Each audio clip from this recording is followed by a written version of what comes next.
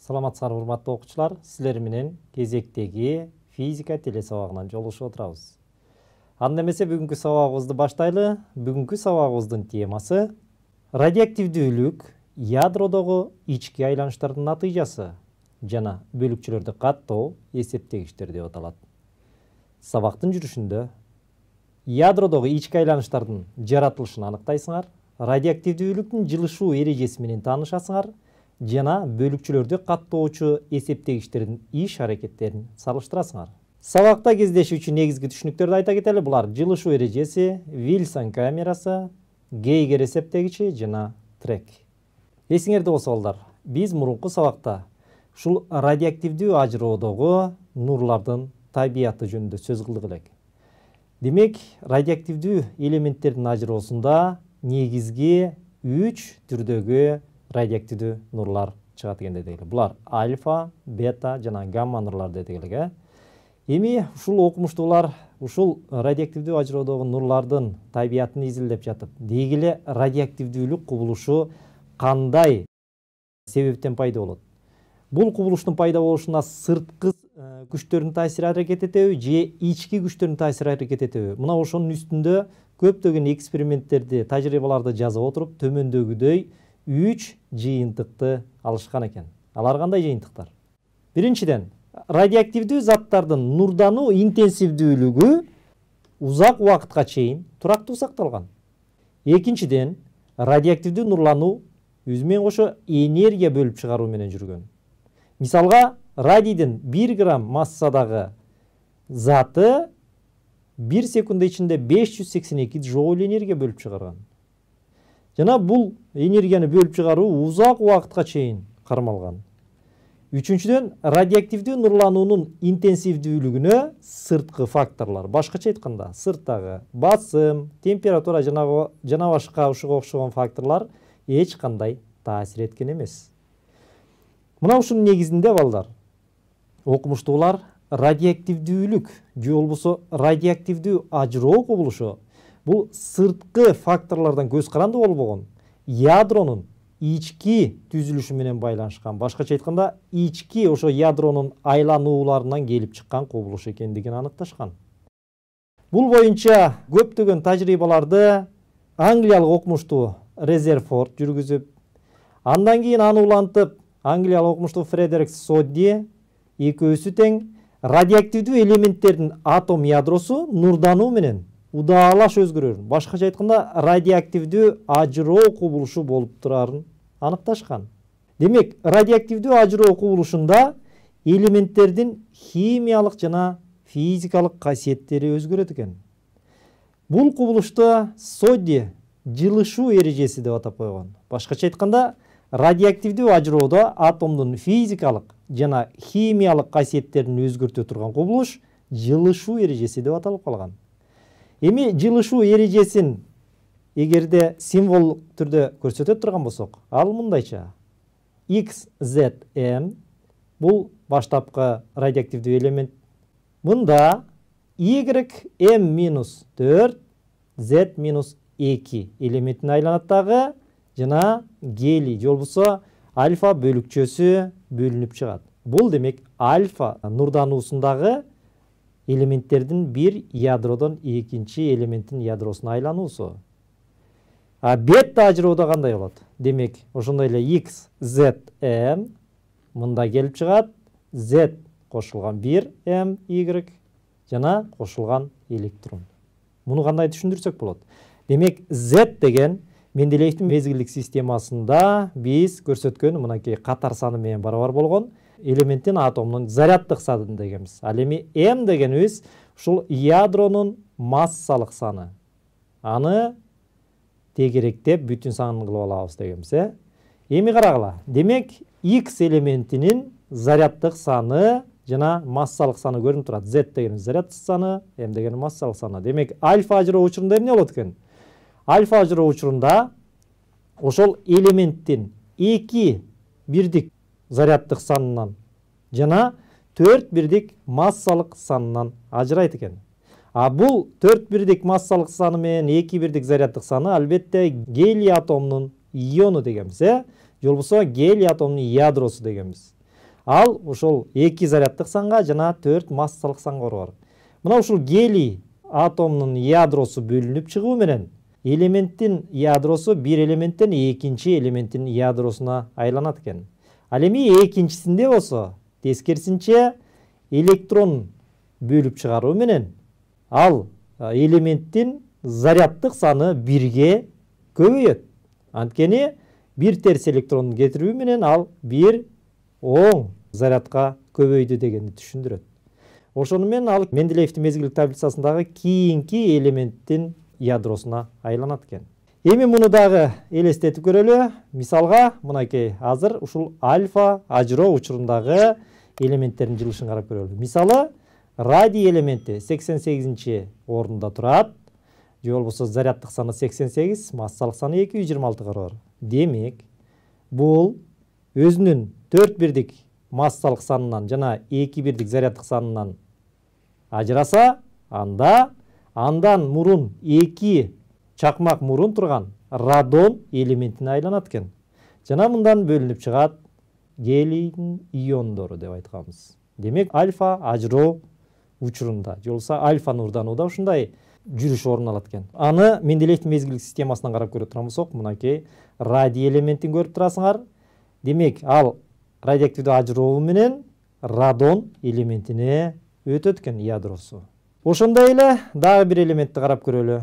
Бул жерде уран 238 альфа ажыроонун натыйжасында торий элементине айланат экен. Башкача айтканда, бул торий элементи дагы 2 чакмак мурун туруп атат, көрүп аткандай. Бул демек альфа ажыроодо. Ал эми бета ажыроодо кандай болот? Бета ажыроодо биз айткандай заряддык саны 1ге көбөйөт деп атабыз. Демек, мисалы, калий 19 заряддык саны менен карап көрө турган болсок, анда электронду бөлүп чыгаруу менен ал заряддык саны 1ге көбөйтүп 20. Андан кийинки турган кальций элементинин ядросуна айланат. Мында элементтин массалык саны өзгөрүүгө дуушар болбойт. Демек, эгерде Менделеев мезгилдик системасына карап көрө турган болсок, мынакей калий элементинин турган ордун көрүп атасыңар 19, ал 20-чы орунда турган кальций элементинин ядросуна айланат экен бета ажыроонун натыйжасында. Мына балдар. Мына ушул ажыроодо элементтердин ядросунун жылышуусу, башкача айтканда, бир элементтин ажыроосу анда мурунку турган альфа ажыроодо элементтин ядросуна айланышы, же болбосо бир элементтин ажыроосу андан кийинки турган элементтин ядросуна ажыроосу бета ажыроодо ушул жылышуу эрежеси деп аталат экен Содди түзгөн балдар. Азыр мына ушул айтылгандарды бышыктоо максатында 2 суроого жооп берели дагы, андан кийин сабагыбыздын 2-чи бөлүмүнө кайрылалы. Анда эмесе суроого көңүл бурам. Альфа ажыроо кезинде ядронун заряддык саны биринчи 2 бирдикке азаят, экинчи 2 бирдикке көбөйөт, үчүнчү 4 бирдикке азаят, төртүнчү 4 бирдикке көбөйөт. Кайсынысы туура деп ойлойсуңар?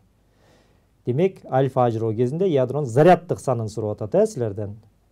2 бирдикке азаят, 2 бирдикке көбөйөт, 4 бирдикке азаят, 4 бирдикке көбөйөт. Мен оюмча бул суроого туура жооп бердиңер болуш керек. Албетте туура жооп 2 бирдикке азаят экен.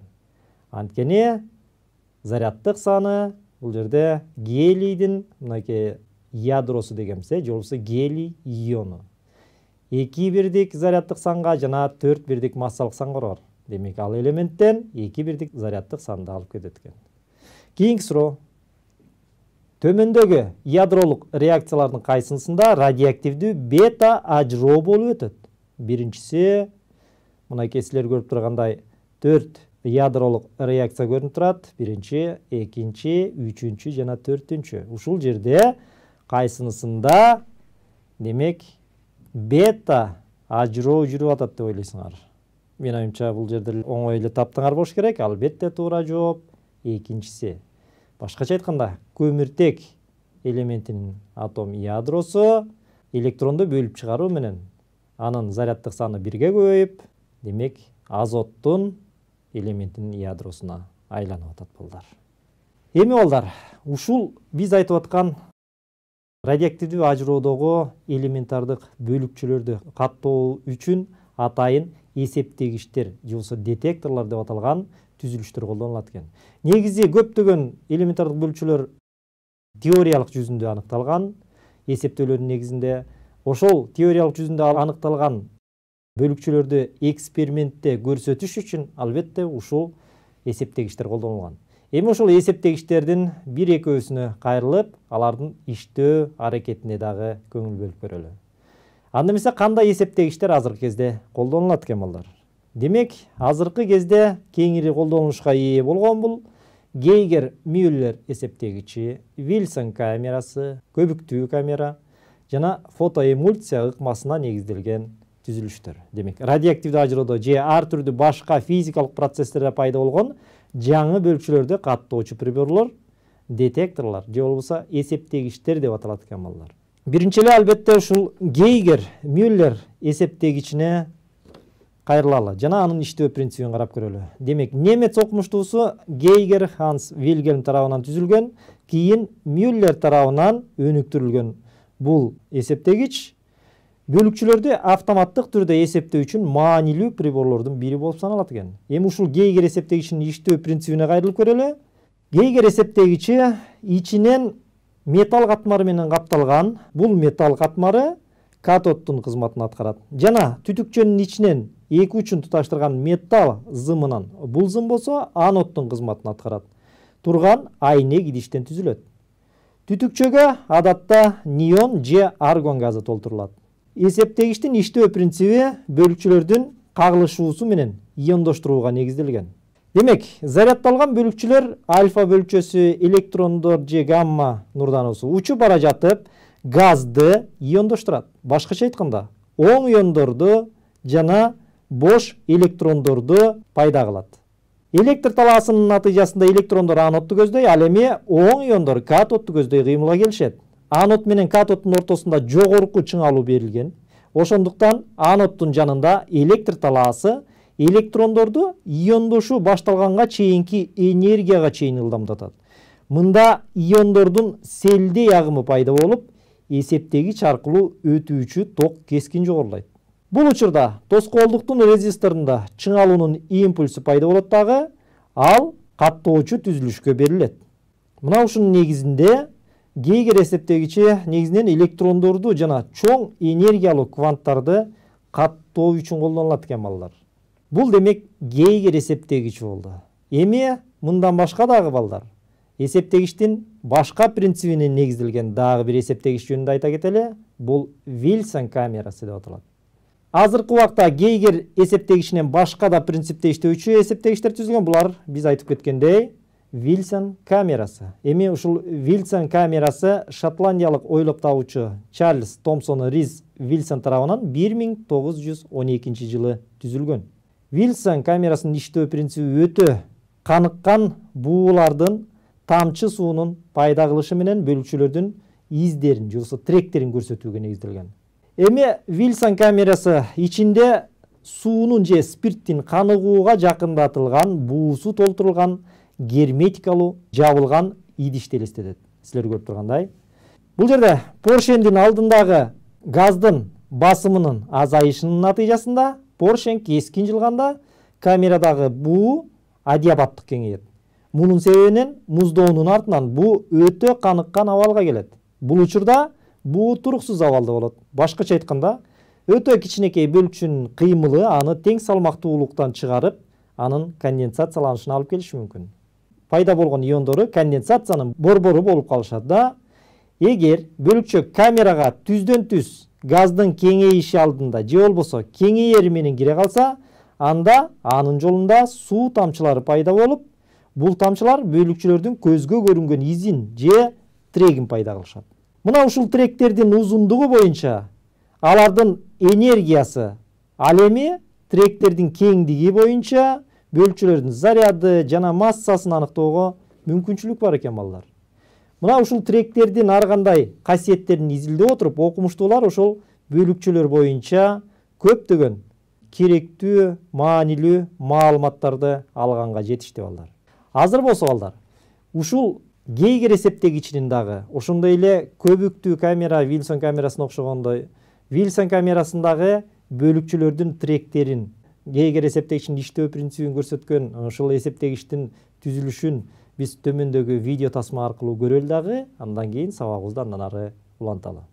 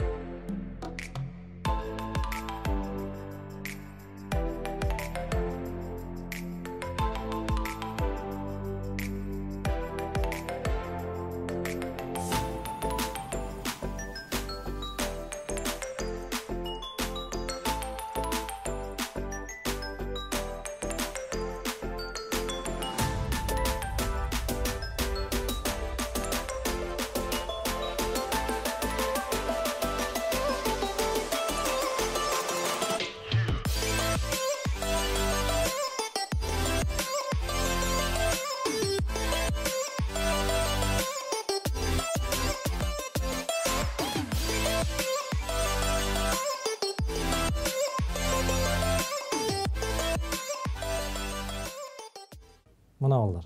Силер көргөндөй, ушул Wilson камерасы, Гейгер эсептегичине окшогон көптөгөн эсептегичтер элементардык бөлүкчөлөр боюнча, деги эле радиоактивдүү ажыроодогу ар кандай бөлүкчөлөрдүн ошондой эле азыркы кезде ушунчалык көп элементардык бөлүкчөлөр ачылды. Мына ушул элементардык бөлүкчөлөрдүн ар кандай касиеттерин изилдеп, алар жөнүндө абдан маанилүү маалыматтарды топтогонго жардам берип атат балдар. Анда эмес балдар, ушун менен сабагыбызды аягына келип калды окшойт. Сабагыбызды азыр бышыктоо иретинде дагы бир 2 суроого жооп берели дагы, андан кийин сабагыбызды жыйынтыктайлы. Анда эмесе биринчи суроого көңүлүңөр бурам. Висмут изотобунун радиоактивдүү ажыроосунда телур изотобу алынат. Бул ажыроодо висмуттун ядросунан кандай бөлүкчө бөлүнүп чыгат? Биринчи нейтрон, экинчи протон, үчүнчү альфа бөлүкчө, төртүнчү бета бөлүкчөсү. Демек, висмут изотобунун радиоактивдүү ажыроосунда телур изотобу алынат экен. Бул ажыроодо висмуттун ядросунан кандай бөлүкчө бөлүнүп чыгат? Нейтрон, протон, альфа бөлүкчө же бета бөлүкчө. Мен оюмча бул суроого оңой эле жооп бердиңер болуш керек. Жакшылап эсептеп карай турган болсоңор, бул суроонун жообун оңой эле табасыңар. Албетте туура жооп альфа бөлүкчөсү. Демек, висмуттан телурга ажырап атканда эмне болуп атат? 2 заряддык санын жоготуп атат, ошондой эле 4 массалык санын жоготуп атат. А бул болсо, албетте, гелий атомунун ядросу. А гелий атомунун ядросу альфа бөлүкчө деп айтканбыз, Анда эмесе кийинки суроого көңүлүңөр бурам. Заряддалган бөлүкчөлөрдүн газдагы суунун тамчыларынан турган изин көрсөтүүчү прибор кайсы? Биринчи Гейгер эсептегичи, экинчи Wilson камерасы, үчүнчү фотоэмульсия ыкмасы менен берилген камера, төртүнчү көбүктүү камера. Мен оюмча бул суроого деле оңой эле жооп бердиңер болуш керек. Албетте, туура жооп Wilson камерасы. Биз жогоруда дагы көрүп айткандай, демек заряддалган бөлүкчөлөрдүн газдагы суунун тамчыларынан турган изин көрсөтүүчү прибор, Башкача айтканда, бул жердеги газыбыз өтө каныккан газ, же болбосо өтө каныккан буу болуп саналат дагы, ал өтө туруксуз болот. Качан ушул заряддалган бөлүкчө ал буу аркылуу өткөндө, анын изи аркылуу буусу конденсацияланат дагы, биз ошол бөлүкчөнүн иизин көрө алат экенбиз. Жана ошол ийизи аркылуу анын ар кандай касиеттерин аныктасак болот экен. Мисалы, иизинин эни канчалык чоң болсо, ал бөлчөнүн массасы дагы ошончолук чоң экендигин көрсөтөт. Ал эми ошондой эле иизинде канчалык көп суунун тамчылары пайда болсо, ошол боюнча дагы көптөгөн касиеттери аныкталат экен балдар. Мына балдар, ушуну менен анда биздин бүгүнкү сабагыбыз дагы аягына келип жетти. Сабагыбызды жыйынтыктайлы. Бүгүнкү сабакта балдар, биз силер менен радиоактивдүү ажыроодогу жылышуу эрежеси менен тааныштык. Жана радиоактивдүү ядролордун айлануусу ички күчтөрдүн негизинде жүрө тургандыгын дагы билдик. Жана ушул радиоактивдүү ажыроодогу элементардык бөлүкчөлөрдү каттоочу түзүлүштөр менен дагы алардын иштөө принциби менен дагы таанышып кеттик. Анда эмесе балдар, ушуну менен биздин бүгүнкү сабагыбыз аягына келип жетти. Кийинки сабактан жолугушканча сак саламатта туруңар.